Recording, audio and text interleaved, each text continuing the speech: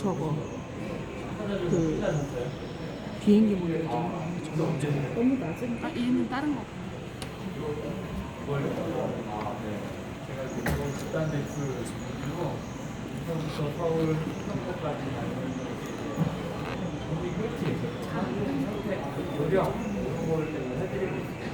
잘 들어보시고 한번 선택하는 데 도움이 되셨으면 좋겠고요.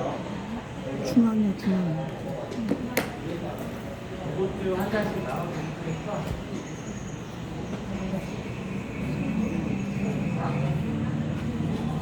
가서 돌아가서 없애주시고요. 저거 나눠주세요. 또 다니시는 특색이 있어요. 집단대출이라고 해서 진공이 안 나. 진공 난 다음에 대출을 시작할 수 있고 소유권 이전은 한 두세 달 후에 개인이 영역 소유권 이전이 돼요.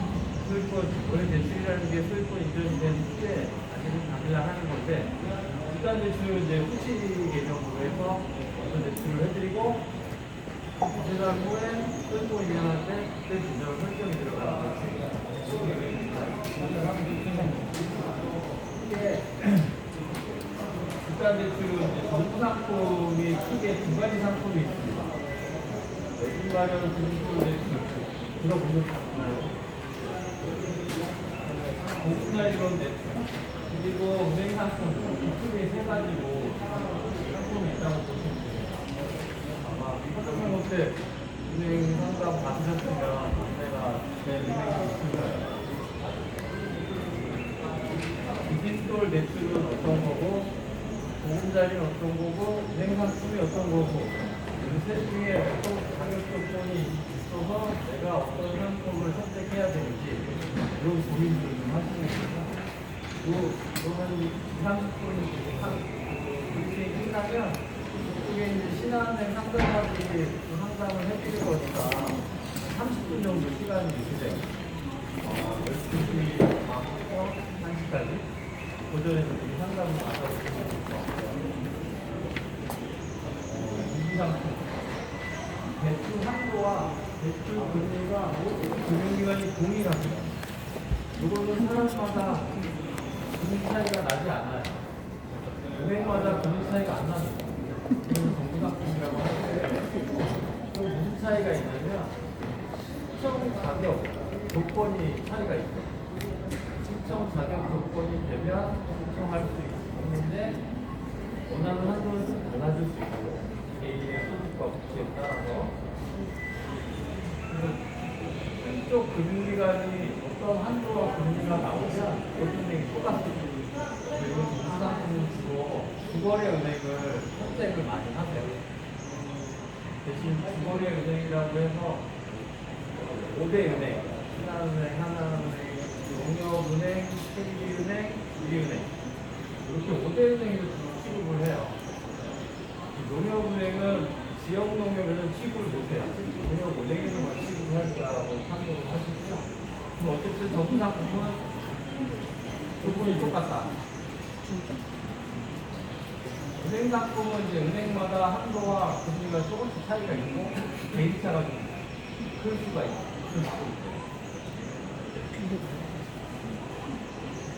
LTV라고 해서 나라에서 정해진 규정이 있습니다.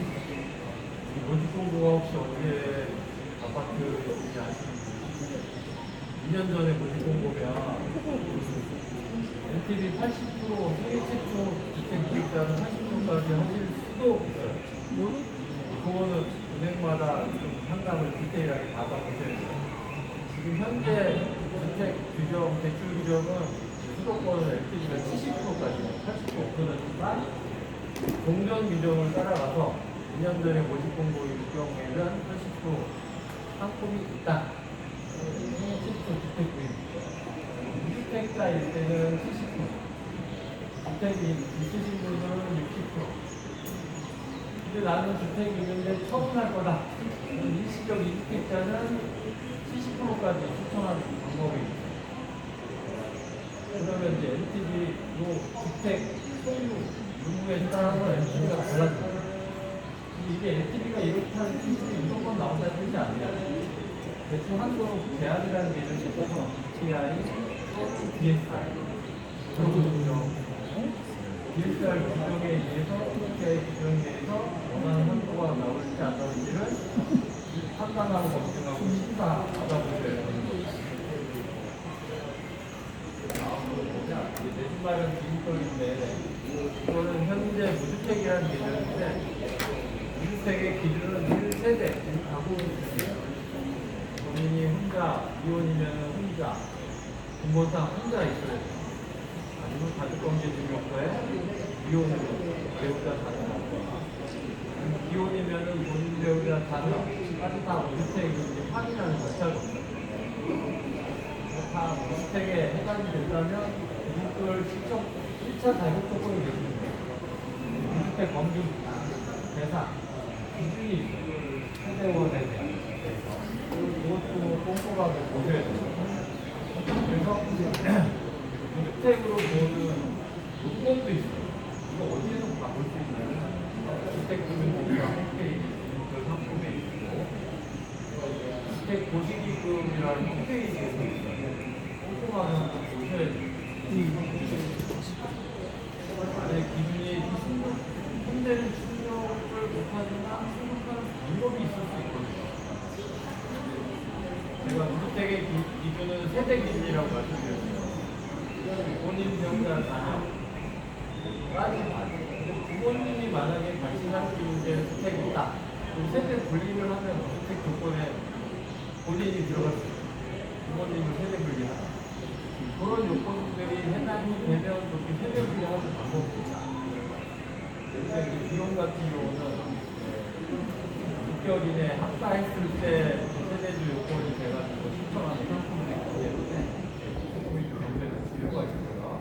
다음으로 보면 대출 주택 가격 기준이죠. 이게 디지털 대출인데 5억 원 이하일 때 신청 가격이 예쁜 사람이 주는 거야. 주택 가격이 5억 원 넘어가면 예쁜 사람. 대충 한 거는 7.5억까지 맞죠. 그래도 해야지. 예쁜 사람. 디지털로 하고 싶은데 5억 이하니까 돼. 근데 신청한 거는 58이 사실 4억이 아니라 2억과 2억 5천까지 될 수도 있다. 2억 5천까지다. 이런 개념이에요. 이거 부동산 하고 다니시라고 많이 드릴게요. 저 저 이강민 씨 알았어. 누구 좀 만나니까. 4억까지 안 되는 80% 자격이 있거든요. 4억까지. 신혼 다자는 입장에서는 4억까지. 그러면 5억에 80% 생초가 신혼가구이다. 그러면 4억까지 받을 수 있어요. 그렇게 이제 꼼꼼하게 검토를 해보셔야 돼요. 그리고 연수 기준이 합산소득이 6천 이하 기준이 생초 다자는 입장에서는 합산소득이 7천 신혼가구 8,500원 현재나 본세는 2억이에요. 구간까지 충족했을 때 신청할 수 있어요. 이거 하나라도 충족이 안 되면 신청할 수가 없어요. 다 모두 다 충족하세요. 전용면적으로 85제곱미터 이하고 4평 이하 5제곱미터, 14제곱미터가 해당이 되지만 이혼 세대는 10제곱미터 이하만 해당이 돼요. 단독세대. 단독세대라고 해서 30대 미만은 또 해당이 안 돼요. 이런 것도 공부해 보셔야 돼요. 금리는 소득 구간에 따라 20%대 후반부터 30%대 초반까지 소득 구간에 따라 대출 기간에 따라 차등을 하고 있습니다. 이건 금리는 나중에 자기 조건이 돼서 신청한 다음에 최종 결정은 차후에 하셔도 돼요. 내가 원금이자 얼마나 상환할 수 있는지 능력에 따라 어떤 분은 10년, 어떤 분은 30년 할 수 있기 때문에 그에 따라 금리가 좀 차이가 나죠. 이건 생애 최초와 신혼부부 금리 좀 저렴하죠.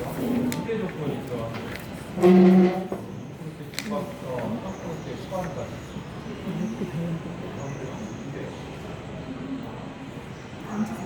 신생아 혹시 신생아 생애 상품 보시는 분 계세요? 신대학 끝내면 지금 아니더라도 차후에 또 할 수 있어요.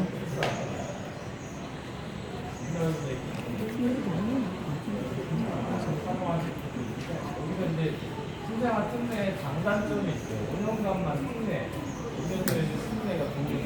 5년 내 동의가 바뀐다. 그때 기준을 정해놨어요. 박사들이 3,500 이상이냐, 이하냐, 그거에 따라 금리가 좀 하는 필요가 있는데, 항상 금리가 싼 것만 보시는 분들이 많긴 한데, 요즘가로는 살 수 있어요. 근데 금리를 보면, 특례의 조건이, 신생아 특례가 다른 조건 낮춘 조건 하는데, 기술적으로 동일한 게, 소득 구간만 좀 차이가 있어요. 2억 원 이하까지도 연간 부부학생들이 2억 원 이하까지 신청할 수가 있어요. 학교 때 중반까지 올라오고. 근데 여기서 이제 기대금리가 있어요. 온도도, 건강이, 가구나, 성가구, 생초, 다자녀, 성약, 이런 기대금리를 충족하면 아까 보여드린 금리에서 충족한 금리만큼 금리를 깎을 수가 있어요. 이거를 꼼꼼하게 보셔야 돼요. 청와통장은 단위로 깎고 있고요.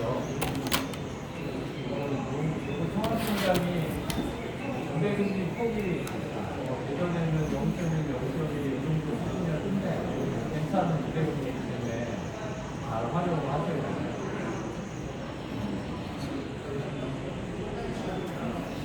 가장 중요한 기준권은 실거주 의무제도가 있습니다. 1개월 이내 전입하셔야 되고 2년 동안 실거주 하셔야 돼요. 이걸 위반하면 대출해서 그리고 1주택자 의무기간에 추가로 주택을 구입하시는 이런 조항들을 꼼꼼하게 지키셔야 돼요. 한 2년, 3년 전은 기업이 가물가물 하거든요. 또 주택을 구입하시거나 할 때 이 조항으로 걸리면 내용들이 그때 대처를 하는 사람이 있습니다. 벌써 주택을 구입했기 때문에 다시 돌릴 수가 없거든요. 무주택으로 보는 경우가 있어요. 읽어보시면 좀 해석이 좀 어려우실 수도 있긴 한데 빨간색 부분을 잘 보시면 그 위에서 보시면 5번 항목에 20제곱미터 이하 주택을 소유하는 경우는 무주택으로 봐요. 한 개 있어요. 두 개, 세 개가 있으면 주택 보유수로 인정이 됩니다. 중요한 포인트는 분양권이 다른 분양권이 있거나 입주권이 있거나 그런 무주택을 합니다. 부모가 머무를 때 열심히 됐다, 해가이다 그러면 무주택을 볼 수가 있어요. 이런 항목들을 보시고 나는 무주택이 될 것 같아 이런 분들한테 도움이 돼요. 혹시 전화시간 신청하셨어요? 그러면 끝나면 그 신청할 수 있는 이걸 대단하고 진짜 감사합니다. 뒷부대나 있으세요? 자산시설 비밀이 있어요. 저 밀리론이라고 해서 자산시설 초과되면은 아예 대출을 가격이 좋다. 자산시설을 받아야 되는 보금자리론인데 이거는 이제 1주택자도 3년 이내 처음 조건을 신청할 수 있어요. 한국은 아파트 LTV 70, 80, 60 그 상품은 없어요. 주택이 있으면 서분 조건으로 바뀌었거든요. 이거는 주택 가격이 이제 6억 원 이하세요. 저도 3.6억까지 다자녀일 경우에 4억까지. 수구간도 정해져 있어요. 연간 7차, 8,500, 9,000, 1억이야. 이 소득의 계정이 어떻게 보셔야 되냐면 직장인은 자영업자는 홈스택 보면 발표라고 하는데 5월달에 종합소득 신고를 하는 기간이 이거 언제 이걸 만약에 저희가 10월 1일이나 2일날 자영업자분들은 소득 신고하는 게 8월 100일입니다. 그걸 가지고 신청을 할 때 유리할지 불리할지 판단하셔야 돼요. 지금 자영업자분들은 만약에 7월 이후에 대출을 할 거다 안 한다. DTI나 DSR에 문제가 될 여지가 생긴다면 세금을 더 내시는 게 좋습니다. 그래야 소득이 되겠습니다. 그래야 DSR 한도에 유리할 수도 있기 때문에 미리 은행에 상담을 좀 받아보고 최근에 5월달에 그 시간이 올랐어요. 4.5, 4.3에서 4.6으로 되어 있는데 이게 4월 5월달에 4.6에서 4.9로 올랐어요. 선유금리 금리가 좀 올랐습니다. 보금자리 상품이 매수되는 뭐냐? 대출 기간 만기까지 고정금리 10년 고정, 15년 고정, 30년 고정. H였을 때 우리가 좀 모르다 보니까 사람을 판단이 다른데 10년, 15년 정도로 고정금리 쓰는 게 괜찮아요. 보금자리 적응상품이다. 조건이니까 충족해야 된다. 이렇게 이제 하셔야 돼요. 금리가 4월 금리 우대 항목이죠. 이 금리에서 이런 충격을 했을 때 우대를 해줘요. 잘 보시고 판단하시고 우리가 한 0.3에서 0.5만 우대 받아서 3% 후반으로 내려갈 수 있습니다.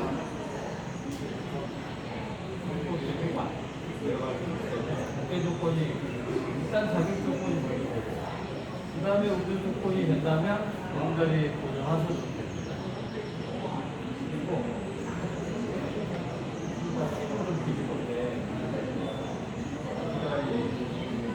은행 상품은 최근에 은행 금리가 좀 뉴스에서도 3단이 7%까지 올랐다 이런 뉴스가 나와서 있는데 비싼 대출은 이제 8금리 개념으로 먼저 은행마다 먼저 승인받고 시작한 거에서 연동금리 상품이 있고 5년 후 6개월 정도 혼합금리 상품이 있고 5년마다 바뀌는 연동금리 상품 이렇게 세 가지가 나와요.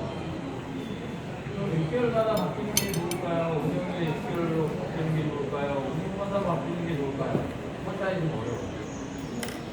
제가 20년을 일을 했지만 뭐가 좋다 나쁘다 말씀드릴 수가 없어요. 그때 다르죠. 5년 후에 이게 좋을 수도 있고 이게 좋을 수도 있고 이게 나쁠 수도 있고 5년을 제가 어떻게 이겨낼 수 있어요. 근데 개인의 성향이 좀 있어요. 지금은 은행 상품 중에서 6개월마다 6개월 변동금 상품이 저렴해요. 3% 후반, 3% 초반. 이 상품과 이 상품은 거의 3% 후반대예요. 그거는 상담을 받아보시고 선택하셔야 될 것 같아요. 그때 상황이 나왔어요. 쇼핑을 나왔을 수가 있어요. 금리물 선택이 중요한데 10개월 변동 중에 여러 가지 모델인데 기준금리가 퍼픽스가 있고 금리가 있어요. 선택이 되게 전문가인 저도 쉽지 않습니다. 현재 금리가 저렴한 건 한데 변동 펌을 좀 보세요. 퍼픽스 물의 변동 펌. 금융시의 물의 변동 펌. 5년 후에 6개월 바뀔 때 변동 펌. 이런 것까지 검증하시려면 공부 하셔야 되는데 쉽지가 않으실 수 있어요. 그래서 가장 포인트는 뭐냐? 생각보다 대출 금리는 시청일자 기준이 아니에요. 시청일자 기준을 적용해서 6개월마다 바꾸거나 2년마다 바꾸거나 합니다. 이걸 꼭 명심하셔야 돼요. 모델이 다 똑같습니다. 가장 포인트는 은행의 상승. 기준금리는 거의 모든 은행들이 비슷한 걸 거예요. 가상금리만 조금씩 올라. 가상금리는 어떻게 바뀌는 건지 상품 대출금리를 고민하실 필요가 있고 그걸 이제 무대금리를 적용해서 가상금리가 한 번이 적용되면 불변제가 있고 가상금리 자체도 바뀌는 데가 있고 그걸 판단하셔야 도움이 될 것 같은데 지금 이용 대출을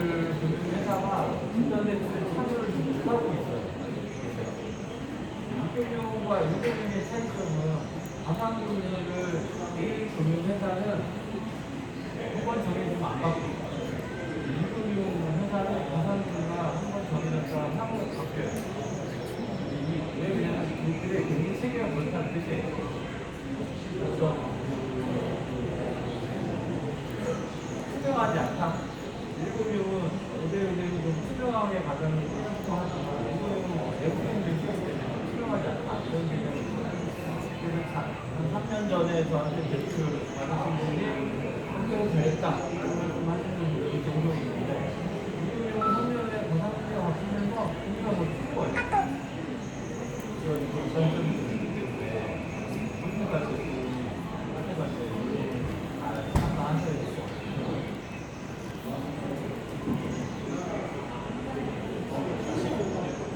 중도상환 필요 개념이 있고 저는 뭐 1년 안에 어떤 생기를 겪을 거다. 그걸 잘 활용하면 돼요. 30초 이내는 수수료가 몇 주예요. 3억을 대출받으면 9천만 원까지는 수수료 5억 쓸 수 있어요. 그 5대1이 다 거의 비슷합니다. 그걸 잘 활용하면서 조금 여유롭게 받으셨다가 5천이 남으면 바로 상환하셔도 돼요. 수수료가 없기 때문에 활용을 좀 하실 수 있고 딱 맞춰서 대출을 원하는 한도가 나온다 그러면 여유롭게 좀 하셨다가 남는 걸 그냥 갚으시면 돼요. 당일날 갚으셔도 돼요. 그걸 잘 활용하시는 분도 있어요. 중도상환 수수료가 그렇다고 이제 3억을 받아서 한 달 안에 다 갚으면 30% 9천이면 되고 2억 1천에 대한 수수료를 내거든요. 수수료가 0.6%면 120만 원 정도 돼요. 3억을 받아서 한 달 안에 3억을 다 갚을 때 수수료가 120만 원 정도 나온다. 이렇게 한 달에도 수수료 개념으로 도움이 되시면 좋을 것 같아요.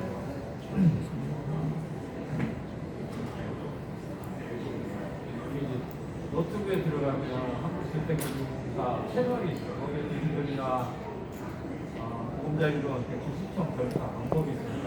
참고를 해주세요. 제가 드린 그 자료에 금리 비교표가 좀 나옵니다. 참고를 하시면 됩니다.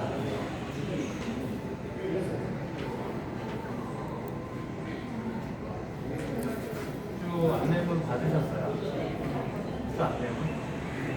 주 안내문. 대출 신청 단계식으로 대출 신청이 내가 무주택이냐 주택이냐에 따라서 대출 환급금의 선택 조정이 해줍니다. 이거에 따라서 선택금 조정이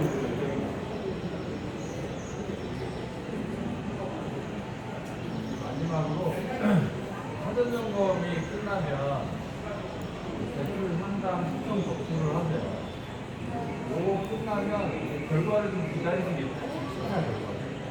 심사 결과를 기다리면서 내가 언제쯤 이사를 해야 되고 이런 스케줄을 잡을 때 입주 예약을 하시더라고요. 어플로 하세요. 어플로 하실 때 대출이 나오는 날짜를 알아야 또 결과가 나와야 또 하잖아요. 되게 복잡해요. 근데 심사를 해야 결과를 알려드리고 나는 입주 예약은 해야 돼요. 이사쯤 예약도 해야 돼요. 날짜를 정해줬어. 지금 시대가 안 나와서 애매하죠. 좀 여유롭게 하세요. 대출 당일날 이사하시는 분들 대출 당일날 이사하시는 분들이 피를 받아야 이렇게 올릴 수 있거든요. 피가 방금을 안 치르면 안 좋죠. 방금 치고 오전에 이렇게 치면 오후에 이상 열리는 개념으로 이사팀 했다고 피를 잡게. 그래서 대출 신청을 하고 부담대금이나 납부대로 확인하는 사용 승인을 받은 이후부터 대출 진행. 대출 신청할 때 이제 공급계약서나 이런 서류들을 일회사에 다 제출을 하셔야 돼요. 의심하실 필요가 없어요. 그러니까 대출을 하는 이유 때문에 공급계약서 원금을 다 확보를 합니다. 왜? 나중에 분기 접수하려고. 일정 설정이 들어가요. 그 이유가 있기 때문에 금융회사에 그러면 금융회사 몇 군데 대출 신청 어떠냐 하시는 분들 가족 있으신데 절대 안 돼요. 원본 대출을 접수 안 하시면 대출 접수가 안 돼요. 대출하는 이유는 실행을 하는 그 날짜로 아니면 2, 3개월 후에 비자금 설정과 소유권 이전 설정이 동시에 들어가기 때문에 원본 대출을 하셔야 돼요. 원본이 등기소에 들어갑니다. 심사를 받아 해드릴 수 있어요. 심사 결과가 마음에 드시면 원본 제출하는 데 맞는 경우도 있어요. 그렇게 하려면 일이 좀 많아져요. 국내에서. 그렇기 때문에 지대은행 3개, 4개 클릭을 하시고 선택을 한 군데서 하셔야 돼요. 신중합니다. 은행 쇼핑, 뱅크 쇼핑이라고 하지만 신중합니다. 사용적인 이후부터 매출이 시작이 돼요. 그전에 사용승인이 안 나면 대출 시작을 못해요. 보통 사용승인이 하루 전에 받는 경우가 있어요. 그리고 그 다음날 대출 실행을 해서 적어야 돼요. 최소 대출 시행이 전에는 사용승인이 나야 학생들이 대출 시작일 날 대출하면 수월한데 대출 실행의 기준은 금융회사가 정해놓은 기준이에요. 시행사 시공사하고는 별개입니다. 여기도 금융회사, 시공사도 회사고 시공사도 회사기 때문에 나름대로 다 기준들이 있잖아요. 시공사는 잔고를 받아야 피를 주는 기준이고 금융회사도 신청을 끝나고 준공이 나야 대출 실행할 수 있는 기준이 그런 기준들을 확인하실 필요가 있어요. 그래야 대처가 됩니다. 그리고 가장 포인트는 대출 실행일날 부족한 자금을 다 납부하셔야 돼요. 그래야 피도 받고 대출도 실행되고 다 세네 가지가 합쳐져 있는데 그럼 부족한 자금이 얼마인지를 판단하시고 파악하시고 부족한 자금을 어떻게 납부하는지도 확인하시고 보통 집단대출은 신청한 은행의 계좌에 본인 계좌에 입금을 부족한 자금을 입금해주시면 은행에서 알아서 중도금 상환, 잔금 납부, 송금을 처리해드려요. 그럴 때 상품 방문을 하는 은행도 있고 방문 없이 위임해서 하는 경우도 있고 그런 절차들을 신청한 은행에 나가서 확인하세요. 잔금이 납부되면 피를 분출받습니다. 그리고 이사를 하시겠죠. 물론 그 전에 예약을 다 하셨습니다. 가장 포인트는 아까도 말씀드렸지만 초기에 대출 세대가 많습니다. 여기 혹시 전체 세대수가 몇 세대세요? 700세대. 입주 초기에 그러면 한 일주일 안에 한 200개 정도가 방문을 치울 수 있어요. 그때 누군가 치고 이사를 천천히 하시는 분이 괜찮아요. 이사까지 하시는 분들은 줄을 서 있어요. 그래서 한 라인에 하루에 세 타입 이렇게 활동하니까 그런 것도 철저하게 준비를 하셔요. 가장 포인트는 대출 당일날 인사하는 분들이 철저하게 파악을 하셔서 준비하셔요. 키를 받고 일주일 열흘 한달 후에 이사하시는 분이 괜찮은 수가 있어요. 예약을 하시고 이사하신 다음에는 거주하시다가 두 달 후에 보증등이라는 걸 시행사에서 해요. 시행사에서 하면 그때부터 이제 개별등기 소유권 이전이 들어가는데 그 전에 소유권 이전이 들어가기 전에 법무법인에서 전국 세대에 한해서 비용 안내가 들어가요. 60일 안에 보증등기 전에 세금을 납부하셔야 돼요. 그때 세금을 납부하면 등기 접수는 보존등기 이후에 소유권 이전, 개별등기가 시작이 됩니다. 이 입주 과정에 궁금하신 거 있으실까요? 그런 내용들이 아마 안내해드린 안내장에도 있으니까 참고좀 하시고